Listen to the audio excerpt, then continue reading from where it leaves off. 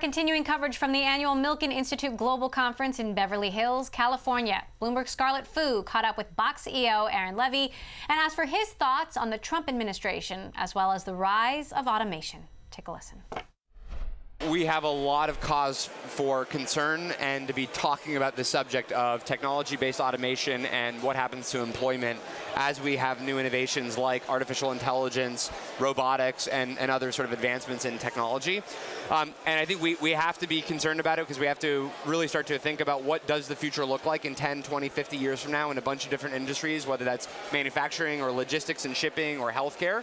But in general, I'm personally, and I think a lot of technology companies are optimistic that in many respects we're going to create far more jobs in new industries and in new areas that we can't yet foresee than the ones that we reduce or that we replace. And the challenge is figuring out how do you transition in as smooth of a way as possible to those future jobs. Because we know of the jobs that go away, in many cases, or the jobs that are reduced, we don't always know what the future jobs look like. And so we don't know what to prepare people for in the future. And so I think in general, it's a really healthy conversation to be having this. I think that we need to probably ease away from being on sort of both sides of the pendulum, all the jobs go away, or there's going to be a massive boom in jobs, and really think through the nuances of how do we prepare our country and a lot of our industries and businesses for a long-term transition to a new kind of economy. All right, so as you look ahead, what is the most likely path of automation and machines at least taking some of the jobs in the next 2 to 3 years? I think, you know, in the space that we're in,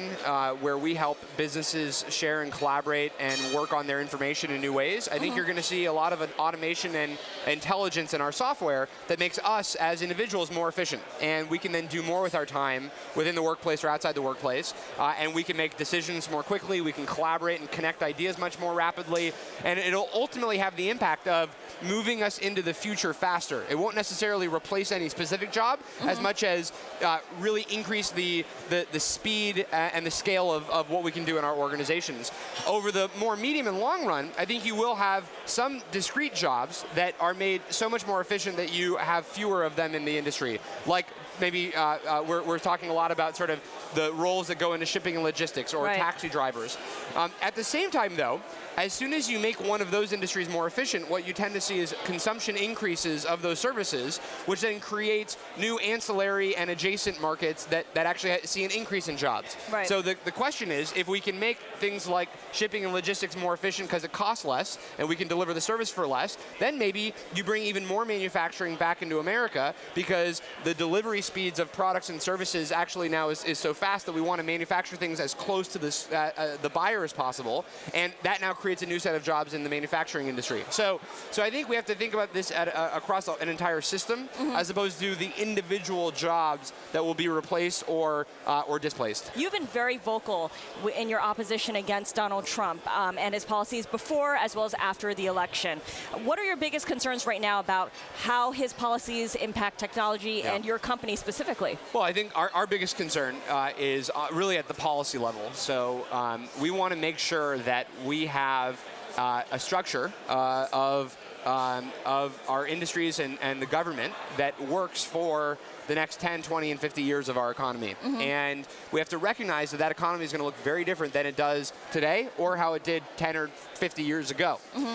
And that's going to mean a number of things. It's going to mean that different industries are going to have modern digital policy applied to their industry, like life sciences or automotive industries or aerospace. We need to think about what are the modern ways that we should regulate these industries to unlock as much innovation and growth as possible. Secondarily, we have to make sure that we're actually bringing in as much talent as possible into the country that helps us build these innovative companies. And we have to make sure that we can grow as much talent from within as possible. So that's things like STEM education, that's things like job retraining programs. And then finally, we have to make sure that there's a message and a long-term roadmap of how we're going to get our country there. We need to understand the philosophy of the government and what we collectively understand that future to look like. And that's another thing from a communication standpoint that hasn't yet happened from this administration.